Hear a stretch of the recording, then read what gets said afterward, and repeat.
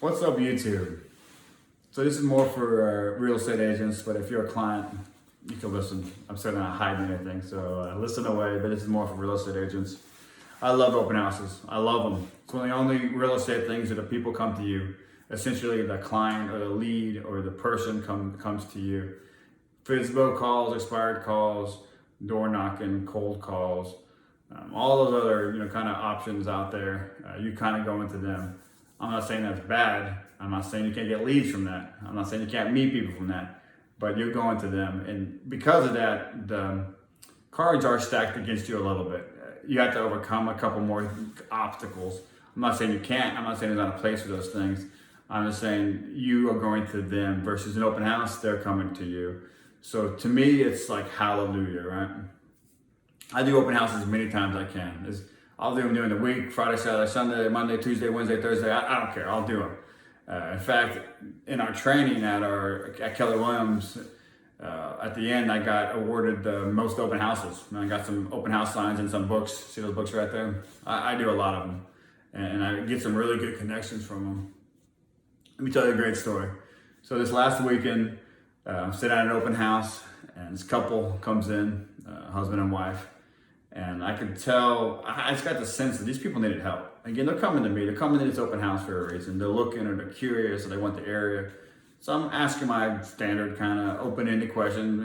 What are you looking for? What are you doing? And why you have a real estate agent? All those kind of things, and kind of seeing where we're at. And the husband particularly was answering most of the questions, and he was very, just closed-armed and not really giving a lot of deep answers to what I was trying to get to.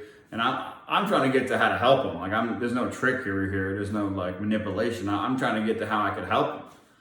And then I always do a kind of a series of questions, but depending on when in the conversation it fits in. But family, occupation, recreation, dreams. Easy to remember that by Ford. So family, occupation, recreation, and dreams. And a lot of times you don't get the dreams if the first two or three mess up or you don't get anywhere with it, which is pretty rare. But if you don't get anywhere, you don't get to the dreams. That's kind of like the shooting star or the firework when you get to that. But family, they just got married. It's kind of, this kind of thing. There wasn't a lot going on that not a huge conversation there, but congratulations,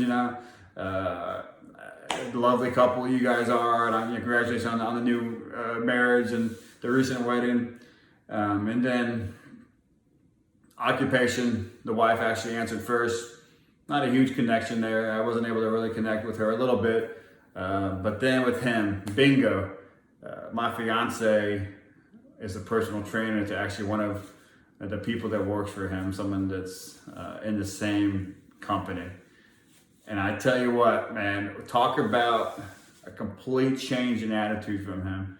And at that point forward, the communication was just like, blah. Just coming out, man. And I got really deep into what they were looking for, what they needed. And they are in desperate need for a real estate agent that has their best interest at heart. And unfortunately, they've been involved with an agent that does not have their best interest at heart, or didn't have. It's past tense now. That didn't have their best interest in heart. And guys, I'm here to tell you, if I wasn't persistent on my questions and my persistent on my really perseverance of connecting with the people, I have a game where I try to do a connection with them 100% of the time on somebody they know on a first name basis. Either somebody in their family or somebody they know. And I'll be honest with you, I do it like 99% of the time, especially locally in San Antonio. I just know a lot of people, and my fiance knows a lot of people, and I remember names, and I've been involved with the medical field and certain different things in this city, and it's crazy. Like almost 99%, almost sometimes even 100% of a particular day, I connect with everybody with somebody they know with the first name basis, and that's what happened with this case. And get this, guys, get this. They do need help, and they have a home that needs to sell immediately, like yesterday. And they have another home that they're going to sell as soon as this other home sells. And guess what? They're going to buy a home at the end of all that. So you can call it leads if you want. I got 3 leads out of this. Well, I'm going to get 3 leads out of this husband and wife. And is it because I had commission breath? Did I know that when they walked in? Was that my first question, is how many leads are you going to give me? No, right? Would that have turned them off? Did I say exactly what are you selling? What are you looking for? I mean, that was part of kind of my question, but I could tell that wasn't going to work for these people, right? I could tell that they needed help, and I needed to get to the bottom of it. And I only way I got there was actually through Occupation Connection, and I could literally see it happening in front of me. And it's funny, kind of behind this story now, I've gotten to know them over the last few days. And the wife actually thanked me for asking the questions, because she told me in her mind, she's like, oh my God, yes, we need this man's help. And why aren't you answering his questions? And so I even know behind the scenes story now, to the point of where they had a conversation before they walked in to see me. He's like, we aren't going to say nothing to this agent. We aren't going to talk to him. We're going to, on and on and on. And that's exactly the impression I got when they walked in, But I didn't get rejected by that. And two, I was trying to just connect with them because they needed help. I just wanted to help them. And it had nothing to do with leads. And I have one hitting the market from them tomorrow. And I'm going to have another one soon after that hitting the market, a listing. And then I'm going to find them their dream home. And it was because I asked the questions. It's because I cared for them. And it has nothing to do with commission. And am I saying we don't deserve to get paid or we don't deserve commission? Absolutely. We are vital, and I'm going to help these people in a way that probably no one else has or no one else could. In fact, I'm in this t-shirt and my work pants, you can't tell, because guess what? They needed landscaping done before I'm going to put this house on the market. They needed it. I was not going to list their house in the condition of the yard that it was in. And I called every landscaper on my Rolodex, so to speak, not really, right? But I called every landscape person I know, and they're all putting up Christmas lights right now. And so guess what I did? I got my tools in the back of my truck. I loaded them up from my house. I drove over there and I did their landscaping. Sometimes we have more time than money. Sometimes we have more money than time. And sometimes we just got to get up and get dirty and get our hands dirty. And that's what I did today. We all got together, actually the sellers and me, and we did the beds and trimmed the trees and mowed the grass for pictures tomorrow to get this thing on the market. And it's all because I care about the other people. And this isn't a gimmick, or it isn't something I'm trying to tell you guys that you necessarily have to do, but I certainly advise you to care first, to care for the person you're talking to, especially in an open house environment. And you need to do it for everyone, because they can tell on the phone too if you care or not. They can. If you're calling a physical, they can tell if you care, if you're trying to get a commission. And they can tell from expired if you care or you don't care, whatever other way you do, if you're knocking on the doors. But if they're coming to you guys, they need you. And you may be just the person they need. And in this particular case, and I was, and again, this isn't for me. This is, I'm bragging on open houses. I'm bragging on the caring for people. I am bragging on how to ask proper questions, because that is a skill, and it's a very important skill.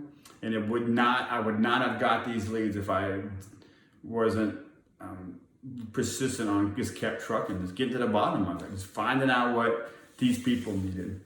So I'm going to end the video with this. I'm going to keep posting on this video, on this transaction, because I think it's going to be some good stories. I have so many other things I can talk about this one particular thing, but I'll keep it kind of on this particular subject about when people come into your open house.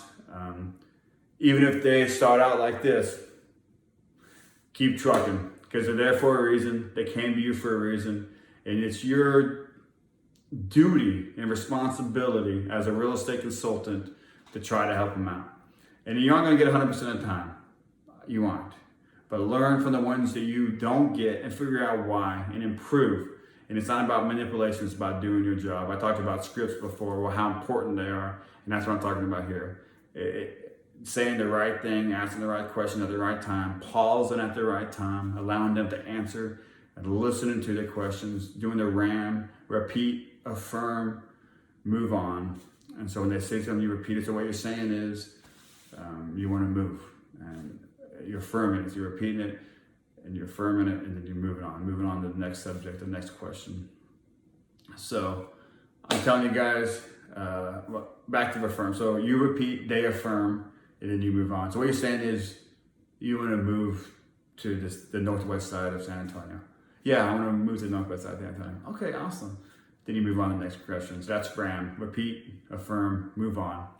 That little thing to keep in your head. So this is what I practice all the time. I do this on videos, I do this on YouTube, I do it in front of my mirror, I do it when I'm sleeping, I do it when I wake up, I do it when I'm practicing scripts. I'm practicing my skill of communication and asking the right questions and learning body language, not to get 3 leads out of a husband and wife, but to connect with the husband and wife. And I know the magic of that will generate what you're looking for.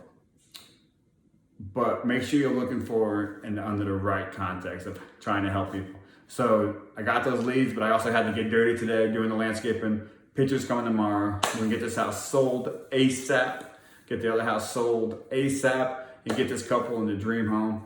And that is why I do what I do. That's why I love real estate. I had no idea what today was gonna bring exactly, but it brought a lot of great things. I had no idea what the open house was gonna bring exactly, but it brought a lot of great things. And I don't know what tomorrow's gonna bring exactly, but guess what? It's gonna bring a lot of great things. So I love you guys. Keep emailing. I get some emails from random California last night about things. Keep emailing me, text me, call me. Be respectful if it's real late, but just email me. I'll get back to you, I promise. And I appreciate it. And I think this is gonna be a cool thing to talk about coming up. So talk soon, bye.